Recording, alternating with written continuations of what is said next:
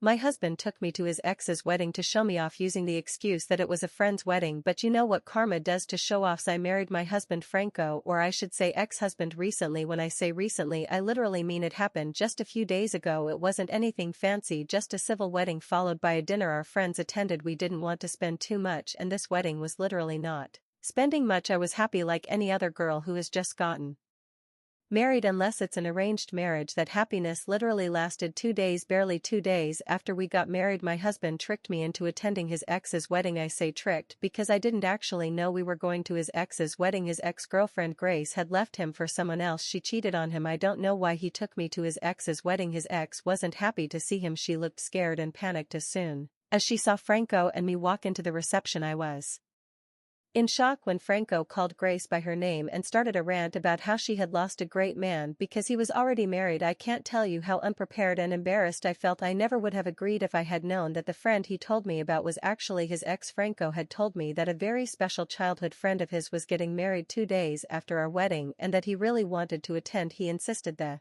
trip and everything would be good for us as a honeymoon. Franco had been exceptionally happy and excited about this wedding. He bought a new suit. He even bought me an expensive dress I would wear. I felt a little uncomfortable about this because my own wedding dress cost half the price of the dress he bought me. Franco dismissed my feelings, saying he wanted to show me off to everyone there and make them jealous. I wish I had known he was doing all this just to make his ex jealous. I never would have worn the dress and definitely wouldn't have gone to the wedding. I would have made him return it and possibly handed him divorce or annulment papers before he could spell the word married. But he tricked me. I had no idea who this person was since I had never met her before, and the entire wedding was absolute chaos from the moment my husband started yelling. Technically it still is, but not for long. When Grace and her husband were shouting at us to leave because we weren't invited, I was completely embarrassed and my face was red. I had no idea Grace hadn't even invited Franco, and I certainly didn't know she was his ex or their history until he began yelling it out loud. We had literally shown up uninvited to his ex's wedding after he proposed to me just so he could carry out this plan. If there was ever a moment when I wanted the earth to swallow me whole, it was this, because if he had told me he wanted to marry me just to attend his ex's wedding and make her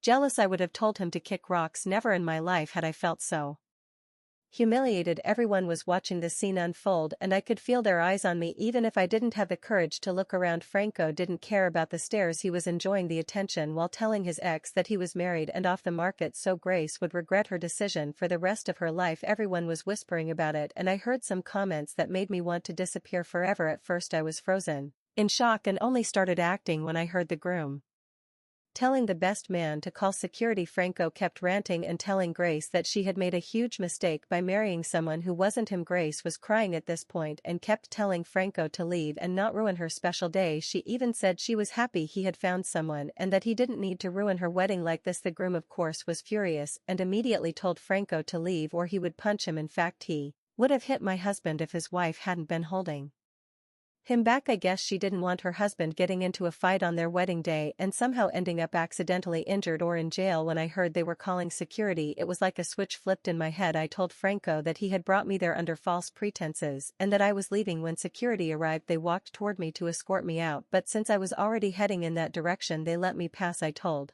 them the idiot over there is my ex-husband. He doesn't seemed to want to leave willingly. From outside I could see them literally dragging him out. They lifted him by his suit and tossed him outside the venue doors. They even said they would call the police for trespassing if he tried to come back. We had plane tickets to return in 2 days, but I wasn't about to spend my own money on a new ticket or to modify the current one, so we went back to the hotel we had booked, and at reception I asked for a new room for myself. The receptionist looked at me strangely, but I told her that after weddings he snores a lot, so I'd prefer a room alone. They had Franco's card on file, so it was all free.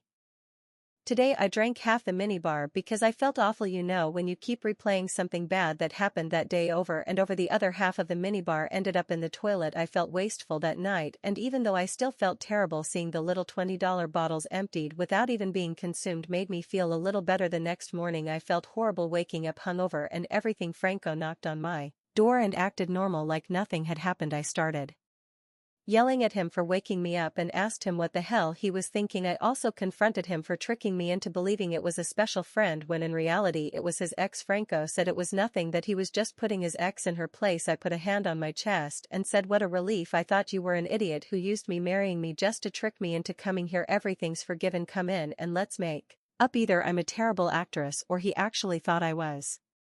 Forgiving him when he stepped forward, I shut the door in his face. I went back to sleep. Later I woke up and saw some messages from Franco. He said he needed to show me off to his ex and tell her some things he had wanted to say for a while. He actually tried to claim that I should be happy he let go of his bitter feelings so we could start our marriage with a clean slate. I can't believe he tried to say he did this for our marriage. Everything was about him. He didn't care that I had been extremely humiliated at the wedding and that he used me. I didn't respond to any of his messages and went to enjoy the paid wonders the hotel offered. Tomorrow morning our return flight leaves and we'll have to see each other again. Just thinking about it gives me hives on my back. I'll also have to see him when we get there because all my things are in our apartment. I just want to sleep, though not without emptying the minibar they restocked this morning. Edit: I'm making this edit to include some details I left out because I was drunk and angry when I wrote this. I kept saying in the post that I didn't know whose wedding we were going to. He did name her but used a different name. I think that's the nickname he had for her when they were together. He didn't tell me we were going to his ex's wedding. If I had actually known he was taking me to her wedding, I would never have agreed to go. Also, my husband said his friend couldn't come to our wedding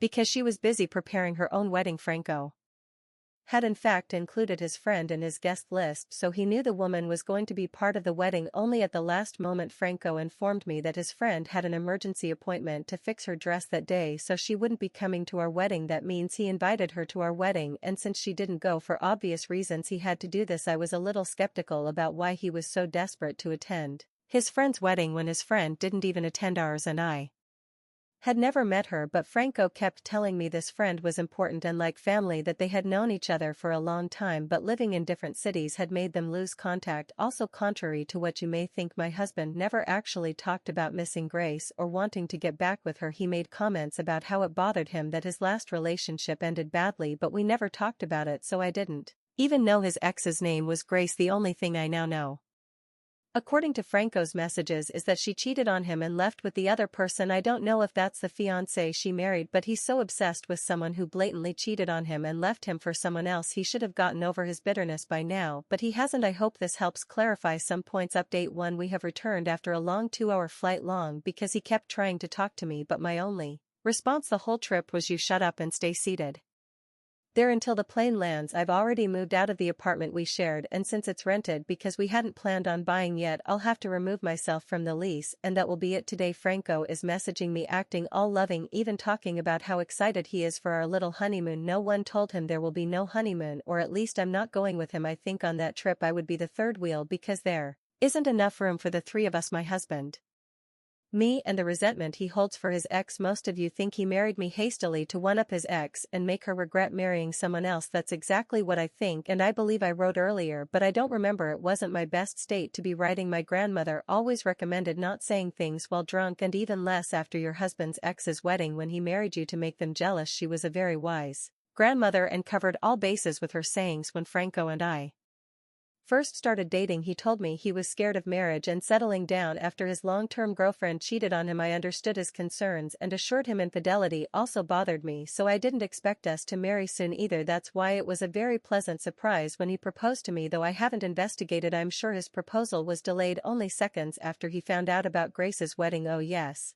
Franco proposed to me and said we should have a civil wedding so we didn't have to wait long to plan everything. Honestly, I didn't think it was bad since it would save a lot of money. Some people spend thousands and end up divorced within years. Think how I would have felt within days or even hours. He set the wedding date himself and planned everything except the dinner we had afterward. He only wanted to show Grace she had made a big mistake by cheating on him and leaving him. It's been more than 3 years. I don't know why he couldn't get over Grace. Yes, it's clear he loves her. But here's the problem: how do you love someone who cheated on you, especially after so much time? My feelings for him aren't gone after just a week of what he did to me, but in a few months I plan on not remembering this man at all. I'm starting to think it wasn't Grace who left him and cheated. I think that's the possibility that makes the most sense, because in that case he'd be mad she left, but it would also mean he lied to me this whole time, probably, and that I married someone truly awful. At least the positive thing about all this is that we qualify for an annulment, and I haven't been married to him long. If this had happened 6 months or 6 years later, maybe with a baby to make Grace jealous, it would have been much more complicated. I'm grateful that my ex's toxicity made things better in quotes than they could have been. Update 2: I have a bit more information about Franco, and this time it doesn't come from him, but I also don't expect anything reliable from him anyway. This Morning I got a text message from one of Franco's friends. She told me that Grace asked for my phone number and wanted to talk to me. The friend also said that Grace told her what Franco had done but hadn't told anyone else. The friend literally agreed that what Franco did wasn't right. Even his own friend thought he was wrong. The friend sounded genuinely worried and told me I should talk to Grace because she had something important to tell me. I admit I was so embarrassed about what happened that I didn't want to talk to her. I thought she was going to yell at me for ruining her day, but the friend's words made me reconsider because she said it had nothing to do with that. I told her to give Grace my number and waited for her to contact me. I didn't know what she wanted to tell me. Truthfully, I still don't. She asked that we have a video call because she had something to show me and tell me about Franco that immediately put me on alert. After thinking for a while, I agreed to have one after work tomorrow. I also intend to apologize to her for what happened at the wedding because I'm pretty sure we ruined her entire day. Yes, it wasn't my fault and I wasn't aware, but I still feel bad. I want to apologize because we were both victims of Franco's idiocy. I have nothing against this woman anyway. It's not her fault. My ex is obsessed with her to do all this. She may even be a nice person if she wasn't the one who cheated, and that's why Franco still loves her. Update 3. Well, I have to put in writing somewhere everything I've learned because otherwise my head will explode. We had the video call a little while ago and I think it would have warranted doing it in person. It was too much information for the internet to handle. I don't know what I was expecting, but this is beyond anything I could have imagined. Grace is a lovely woman, and as we were already suspecting, she wasn't the one who cheated. I'm not entirely sure of it, and it's her word against Franco's, but if you see what Franco did and what she's like, it isn't hard to believe at this point a serial killer could invite me to his house for tea and cookies and I'd trust him more than my ex. And no, technically he's not my ex yet, but I'm not waiting for a piece of paper to tell me that we had this little meeting because she wanted to tell me the truth about the man I married. When we sat down to talk, I immediately apologized to her for ruining her wedding. Somehow I babbled about having no idea it was her wedding and that I would have stopped my husband if I had known. Grace looked at me with understanding and told me she knew I had been tricked into coming. She said my face was pure shock when my ex said all that, and she immediately knew I had been kept in the dark. She assured me she didn't blame me. She just wanted to talk to me face to face to warn me about my husband in case I didn't know anything. I told her that even if she told me horrible things about him, I was still proceeding with the annulment. I learned from her that my husband has been harassing and stalking her since they broke up. Franco refused to let go of Grace no matter how much she tried to keep him away. Police warnings kept him at bay for a while, but he escalated again when she announced her wedding. He had been stalking her social media using fake accounts. She showed me all the texts and emails my ex sent her. I'm still struggling to process it all. I threw up after reading them. Franco is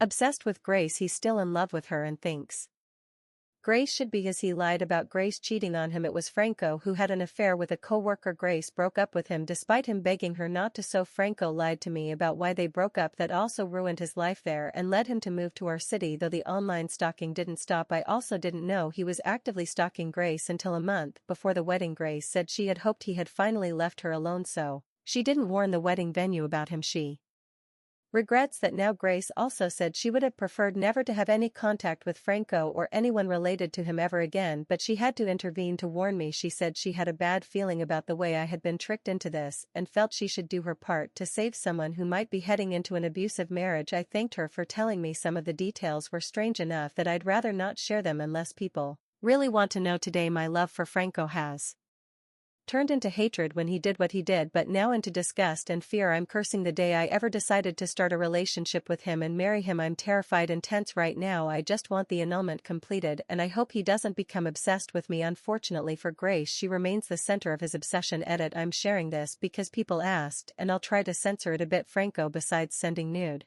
pictures to Grace from his fake accounts, also sent her physical letters a couple of times. Who does that in the 21st century? People who send spam and mentally unbalanced people, because those letters came with what can only be called his bodily secretions. That's the most disgusting thing he did, but not the only one. Among the lighter things was stalking Grace's social media, waiting for her to say she was going out to dinner somewhere and then calling pretending to be her. Update 4. Since I'm back after a long time, I'll be making up for the delay by posting a pretty long update about what happened. I had been in a very dark place when I wrote the last update and things got worse after some time, so it was necessary for me to isolate myself and focus on recovering both mentally and physically. I don't want to scare you, so I'll tell you that this is a positive update, but it does contain mentions of assault, so please avoid reading this if it's triggering for you. Well, What am I saying? I already told you I had been assaulted. It happened a week after my lawyer filed the formal annulment of our marriage. He had gotten it into his head that I was just exaggerating everything and would eventually come home. He kept sending me text messages telling me to come back home because now we're married, so I should be with him. I ignored him and didn't respond because I wasn't going to go back, and I was very sure of that. My friends really helped me and did everything they could to keep me protected from him. They accompanied me to places like my lawyer's office to make sure he didn't follow me and things like that. When the annulment was filed, I had to wait a week to get the papers back. I had my lawyer notify my ex I was not going to be around that psychopath or whatever his mental diagnosis is. My lawyer told me Franco completely lost it when he was notified. He started cursing at the person who served him and almost attacked him. My lawyer was quickly informed of this and called the police for a welfare check because my ex's aggression worried him. Unfortunately, the police didn't find anything. Meanwhile, I was going crazy thinking about how Franco might start obsessing over me and how this could be a trigger. I had been receiving some really threatening messages from him. Most of them were like, "You can't leave me because I won't allow it. You married me, so you belong to me now, and you'd better end this nonsense and come home or you'll pay." He wrote some more disturbing things that I won't repeat here. That was during one night, and I was planning to show everything to my lawyer and go to the police to file a harassment report and request a restraining order. But before I could do that, Franco got to me. He knew when I was about to return to work I couldn't postpone it because I had already used my time off due to the wedding, so I had no choice but to go. I was pretty scared, but I couldn't afford to lose my job at that moment. When I was walking to my car from work, I could feel something was wrong. I just wanted to get back to the house of the friend I'd been staying with as soon as possible, so I hurried to my car. Franco was waiting behind my car hidden. He grabbed me and basically tried to kidnap me. I tried to fight him off while he was dragging me toward his car. Eventually he got tired of my resistance and just started hitting me. I still have nightmares about it, but therapy has made me strong enough to talk about it without having a panic attack. So Franco tried to kidnap me, but someone saw him and called the police. Thankfully, the office security also noticed the altercation on the surveillance cameras and ran to save me. When they rescued me, they took me to the hospital to be checked. They found a severe concussion and several bruises. My friends were informed and came as quickly as possible. The police took my statement and I pressed charges and requested an emergency restraining order. The police said those don't help much if my ex is going to these extremes, and anyway he was going to be arrested, but my lawyer insisted because that paper would give me some sense of security. Probably not in reality, but having it is like hugging your pillow. As a child, Franco was taken to jail, but of course he was released on bail soon. I was also able to get my marriage annulled, which has been a huge relief for me. I didn't even have to see or interact with Franco. I had a few really awful days after the attack, but my friends stepped up. I actually have no contact with my own family because they're abusive, so my friends are my family. Surprisingly, all of Franco's friends have cut him off and have been trying to be there for me. Some of them sent gift baskets and stopped by my place sometimes with food. Grace also sent me a gift basket. She offered to provide evidence of Franco's harassment to the police so we can push for him to at least be placed in a mental health facility. That case is ongoing, but it looks like Franco will serve jail time for at least a few months. Well, now, before you worry too much about me, the police intervention seems to have calmed him down a bit. He doesn't know where I live and my apartment is above one of my friend's apartments, so I won't be completely alone. Also, living in an apartment is much safer than being in a house. This place even has good security. You can bet your ass that I gave them a picture of my ex and told them everything about the restraining order and the assault at work. The security also know who he is on all shifts and check the cameras when I arrive and when I leave. Some days someone drives me in their car in the morning and waits until I'm safely inside before going to theirs, or they do the same in reverse when I leave. Not every day, but I feel better with all these measures. I also try not to take the same path to my apartment every day in case he's following me. The neighbors are also nice and offered to keep an eye out. I spent the first 3 months living in fear, but now I'm much better. I'm sure that when all of this ends and we finally have a resolution regarding my ex, I'll feel 100% myself again. I feel calmer knowing he hasn't tried anything, and sometimes it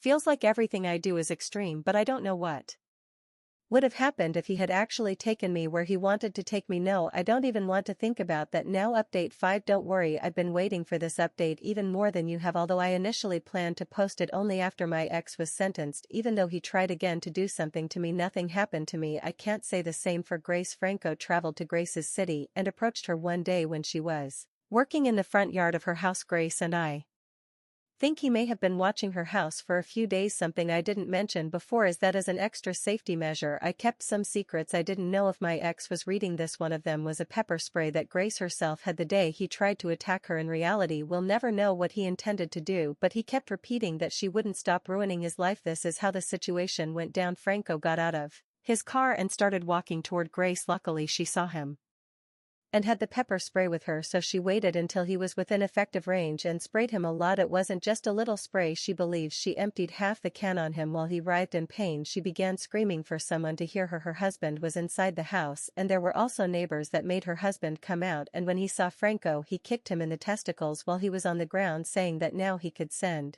letters like a normal person. Then he held his arms behind his back and pinned him to the ground. They called the police and he was arrested again. The bad news is that since we were within the same state it wasn't considered an attempted escape, but it did him no favor in his case trying what he tried with Grace. We don't know what his true intentions were, but he kept yelling at Grace that she had ruined his life while they were taking him away for medical attention and arrest. Shortly afterward he had his trial and was sentenced to 6 years.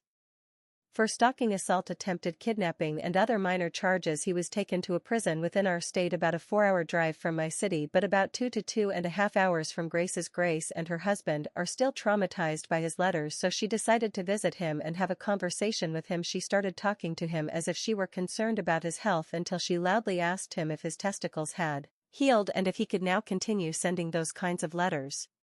She was much more explicit than I'm telling here, but if you don't know what I'm talking about go back and read the edit in one of my posts where I give more detail. She also talked about his attempted kidnapping of a woman and other things related to the harassment she suffered from him. Many people inside the prison and outside had heard that, so now everyone must know. The only happy thing for me is that he is far away and locked up. It gives me a great sense of safety while he serves his sentence.